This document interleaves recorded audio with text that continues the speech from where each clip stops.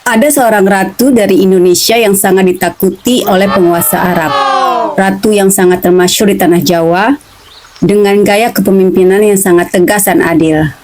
Mari kita mengenal sejarah tentang kerajaan Indonesia dari Om Google. Sekarang kita membahas tentang kerajaan Kalingga. Nah, kerajaan Kalingga ini diperkirakan dimulai sejak abad ke-6, terletak di daerah pesisir utara Jawa Tengah. Nah, wilayah kekuasaan dari kerajaan Kalingga ini diduga terdiri dari daerah Blora, Purwodadi, Salatiga, Jepara, dan Pekalongan. Sekarang kita mengenal silsilah kerajaan Kalingga. Mulai dari Prabu Wasumurti, Prabu Wasugeni, Prabu Wasudewa, Prabu Kiratasinga, Prabu Wasukawi, Prabu Kartikeya Singa, dan Ratu Sima. Dari raja-raja yang berkuasa di kerajaan Kalingga, kita akan membahas tentang sosok Ratu Sima. Siapa sih Ratu Sima tersebut? Nah, Ratu Sima itu merupakan sosok pemimpin wanita dari kerajaan Kalingga yang dikenal sangat tegas dan adil. Berkat jasa Ratu Sima, kerajaan Kalingga mencapai puncak kejayaan semasa kepemimpinannya hingga tersohor di seluruh dunia. Lahir dengan nama Sima Putri Hyang Sailendra Putra Santanu, Ratu Sima adalah putri seorang pendeta dari wilayah Sriwijaya. Ia dilahirkan pada tahun 611 Masehi di sekitar wilayah yang disebut Musi Banyuasin. Berarti Ratu Sima tidak lahir atau berasal dari tanah Jawa. Pada usia 16 tahun, tepatnya pada tahun 628 Masehi, Ratu Sima dilamar oleh Kartikeya Singa, seorang putra raja dari tanah Jawa, yang pusat pemerintahannya berada di wilayah Adihyang atau Dieng. Kartikeya Singa ini merupakan keponakan Raja Melayu Sribuja, yaitu yang ada di daerah Palembang. Setelah Putri Sima menikah dengan Raja Kalingga, otomatis ia diberi gelar Sri Maharani Mahishasuramardini Satya Putikeswara. Setelah menikah dengan Kartikeya Singa, Ratu Sima otomatis pindah mengikuti suaminya ke Adihyang. Nah, di sini Ratu Sima menjadi pemeluk agama Hindu Siwa yang sangat taat. Ketika suaminya meninggal dunia, Ratu Sima harus naik tahta, menggantikan suaminya karena kedua anaknya yaitu Putri Parwati dan Narayana masih terlalu kecil untuk naik tahta. Era kekuasaan Sang Ratu membuat Kalingga menjadi masa kemasannya. Kerajaan Kalingga bahkan memiliki pelabuhan sebagai pusat perdagangan. Pelabuhan itu juga sangat terkenal dan sangat ramai di tanah Jawa dan menjadi tempat pertemuan berbagai bangsa. Kerajaan Kalingga sukses mengambil alih tempat dagang tersibuk yang kala itu dikuasai oleh Kerajaan Tarumanegara. Kalingga bahkan sukses menjalin kerjasama dengan Kekaisaran Cina pada abad ke-5. Di bawah kepemimpinan Sang Ratu, Kalingga juga berhasil menaikkan taraf perekonomian masyarakat dan juga sektor pertanian. Ratu Sima berhasil memerintah kerajaan Kalingga selama 21 tahun. Pada masa dirinya berkuasa, kerajaan Kalingga sukses menjadi satu-satunya kerajaan besar di tanah Jawa pada masa itu.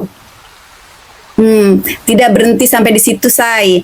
Kerajaan Kalingga bahkan disebut sebagai penguasa pesisir pantai utara. Sang Ratu merupakan sosok pemimpin yang sangat adil, mengayomi, dan juga sangat adil terhadap perbedaan agama di kerajaannya. Kita itu hidup saling rukun, serta menghargai dan menghormati perbedaan agama satu sama lain selama Ratu berkuasa. Kehebatan dari Ratu Kalingga ini sampai membuat penguasa Arab begitu takut kepadanya. Kira-kira apa ya yang membuat penguasa Arab itu begitu takut kepada Ratu Kalingga ini? Kalau begitu, kita belajar kepada Om Google. Mari merapat. Ceritanya begini, say. Penguasa Arab yang bernama Raja Daji ini menaruh sejumlah uang yang begitu banyak ke dalam tas. Lalu uang tersebut dikirimnya ke Ratu Sima. Tapi uang tersebut itu tidak diserahkan langsung kepada Ratu Sima, tapi tas tersebut diletakkannya di perbatasan kerajaan Kalingga. Hal tersebut dilakukan oleh Raja Daji dengan maksud dia ingin menguji ketegasan daripada Ratu Sima sendiri. Karena uang tersebut bukan diberikan langsung kepada Ratu Sima dan hanya diletakkannya di perbatasan kerajaan Kalingga, itu tidak ada satu orang pun yang berani menyentuh tas tersebut. Dari rakyatnya kerajaan Kalingga, dari pemimpinnya, dari para menterinya itu tidak ada yang berani. Sampai tas tersebut ada di perbatasan itu selama 3 tahun. Hingga suatu saat putra mahkota dari kerajaan Kalingga menyentuh tas tersebut. Hal tersebut nih memantik amarah dari sang ratu. Hingga sang ratu berniat untuk memberikan hukuman kepada putranya itu dengan hukuman mati. Bayangkan, putra satu-satunya dihukum mati. Nah, kemudian nih para menterinya pada diskusi nih, atas saran para menterinya itu tersebutlah, jadi hukuman mati tidak jadi dilakukan, tapi ratu tetap memberikan hukuman yang pantas untuk perbuatan putranya sendiri, karena menyentuh barang yang bukan miliknya.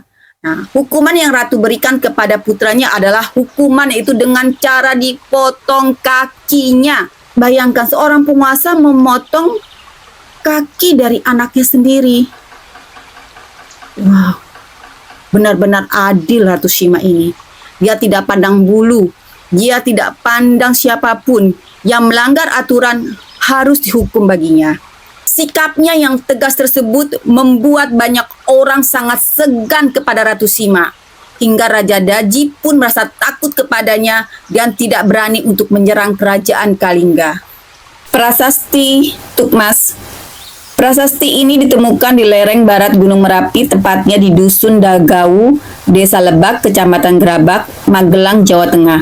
Dalam prasasti bertuliskan huruf Palawa tersebut mengisahkan mengenai air mata yang bersih dan jernih. Sungai mengalir dari sumber air tersebut disamakan dengan Sungai Gangga di India. Selain itu, dalam prasasti itu juga terdapat gambar seperti trisula, kendi, kapak, kelasangka, cakra, dan bunga teratai yang menyimbolkan hubungan manusia dengan dewa Hindu. Prasasti Sojomerto. Prasasti ini ditemukan di desa Sojomerto yang terletak di Kecamatan Reban, Kabupaten Batang, Jawa Tengah. Dalam prasasti berbahasa Melayu kuno ini diperkirakan berasal dari abad ke-7 Masehi. Prasasti tersebut mengisahkan mengenai kemunculan tokoh bernama Dapunta Salendra yang merupakan cikal bakal raja-raja keturunan Wangsa Sailendra. Candi Angin.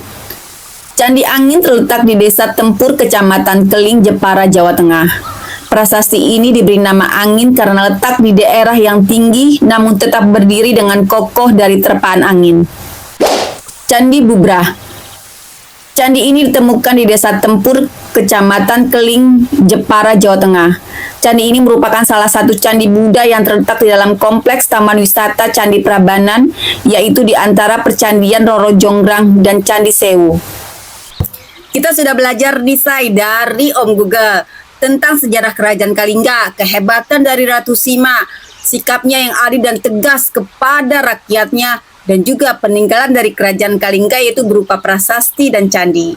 Lain waktu kita bertemu lagi di sejarah-sejarah yang lain. Sampai ketemu dengan saya, Dian MDK. Bye!